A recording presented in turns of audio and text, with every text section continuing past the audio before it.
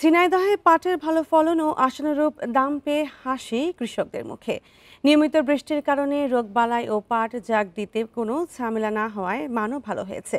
বাজারে মন প্রতি পাট বিক্রি হচ্ছে ৩,৫০০ টাকা দরে।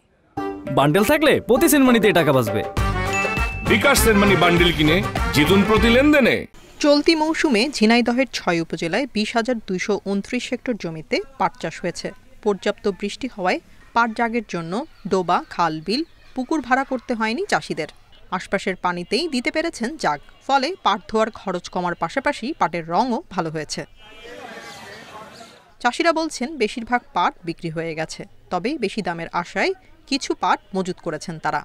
আগে পাশে কাটিয়েছি আর ওই ৩৯০০, ৩৬০০, ৩৭০০ এরকম বেচেছি। পাট হয়েছে তা ওই বিক্রি করলাম আছে আপনার ওই ৩৭০০, ৩৫০০ এরকম রেটে বেচেছি। আমার পাটের খরচ হয়েছে টোটাল ৭৩,০০০, তাতে বিক্রি করেছি আপনার হচ্ছে ১,৪০,০০০।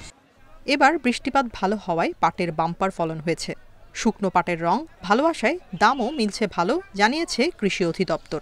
ভালো বৃষ্টিপাত হওয়াতে পাট জাগ দেওয়ায় কৃষকের কোনো অসুবিধা হয়নি এবং বাজার দর খুবই ভালো, ৩৫০০ থেকে ৩৮০০ টাকা মন। এজন্য কৃষক পাট চাষ করে আনন্দিত। দেশে বাড়ছে পাটের বহুমুখী ব্যবহার, সঙ্গে বাড়ছে পাটের চাহিদা। পাট জাগ সহ নানা বিষয়ে কৃষকদের পরামর্শ দিচ্ছে কৃষি কর্মকর্তারা। Independent news.